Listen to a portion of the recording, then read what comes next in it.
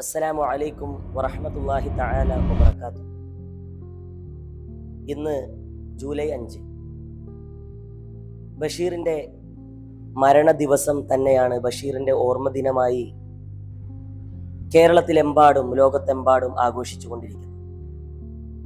മലയാളി വായനക്കാരുടെ ഇടയിൽ ഏറെ ജനപ്രിയനും ഏറെ സ്വീകാര്യനുമായ ഒരു കഥാകൃത്താണ് വൈക്കം മുഹമ്മദ് ബഷീർ.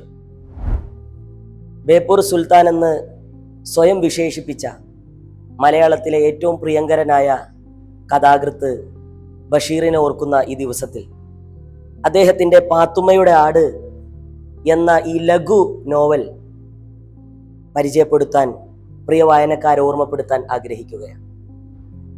1959 തൻ്റെ വീട്ടിലേക്ക് എത്തിച്ചേർന്ന ബഷീർ ഏകാന്തത ഇഷ്ടപ്പെട്ടിരുന്ന, വായനയും എഴുത്തുമായി ജീവിക്കാൻ തൻ്റെ ജീവിതം മാറ്റിവെച്ച വൈക്കം മുഹമ്മദ് ബഷീർ തൻ്റെ വീട്ടിലേക്ക് എത്തിച്ചേരുമ്പോൾ തൻ്റെ വീട്ടിലുണ്ടായിത്തീരുന്ന കുറേ സംഭവ വികാസങ്ങളും, തൻ്റെ ഉമ്മ, തൻ്റെ സഹോദരി, തൻ്റെ സഹോദരന്മാർ, അവരുടെ ഇടയിലേക്ക് ഹാസ്യതാരമായി കടന്നു വരുന്ന ആട് തുടങ്ങിയ കഥാപാത്രങ്ങളെല്ലാം ഉൾക്കൊള്ളുന്ന അദ്ദേഹത്തിൻ്റെ പച്ചയായ ജീവിതത്തിൻ്റെ ആവിഷ്കാരം തന്നെയാണ് പാത്തുമ്മയുടെ ആട് എന്ന പേരിൽ അറിയപ്പെടുന്ന ഈ പുസ്തകം.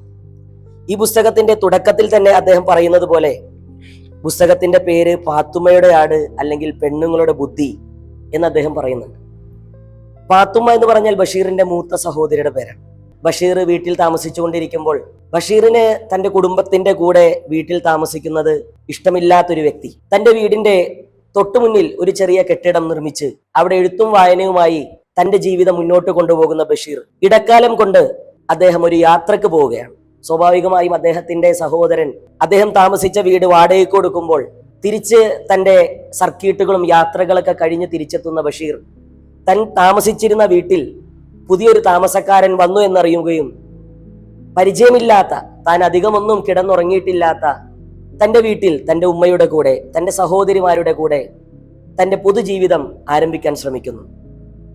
വളരെ മനസമാധാനത്തോടെ എഴുതാനും വായിക്കാനുമായി കടന്നു വരുന്ന ബഷീറിന് അവിടെ നേരിടേണ്ടി വരുന്നത് തൻ്റെ കുടുംബത്തിൻ്റെ ഇടയിലുള്ള കുറെ പ്രശ്നങ്ങളാണ്. ഈ പ്രശ്നങ്ങളുടെ ഇടയിൽ കടന്നു വരുന്ന ഒരു കഥാപാത്രമാണ് ആട്. അത് ബഷീറിന്റെ മൂത്ത സഹോദരിയായ പാത്തുമ്മയുടെ ആടാണ്. പാത്തുമ്മ എന്ന് പറയുന്നത് ഏറെ രസകരമായ ഒരു കഥാപാത്രമാണ്. അങ്ങനെ പറയാൻ കാരണം, ഈ പുസ്തകത്തിൽ പാത്തുമ്മ പറയുന്ന ഒരു വാക്കുണ്ട്, എൻ്റെ ആടൊന്ന് പെറട്ടെ എന്നിട്ട് കാണിച്ചു തരാം എന്നൊരു ഡയലോഗ്, എന്നൊരു സംസാരം പാത്തുമ്മ ഈ പുസ്തകത്തിന്റെ ഇടയിൽ നടത്തുന്നുണ്ട്. അതുപോലെ ഏറെ ആകർഷിച്ച മറ്റൊരു കാര്യം, ബഷീറിന്റെ അനിയനുണ്ട് അബു. അദ്ദേഹം നല്ല വിദ്യാഭ്യാസമുള്ള ഒരാളാണ്. അദ്ദേഹം നല്ല ശുദ്ധമായ മലയാളം സംസാരിക്കുന്ന ഒരാളാണ്.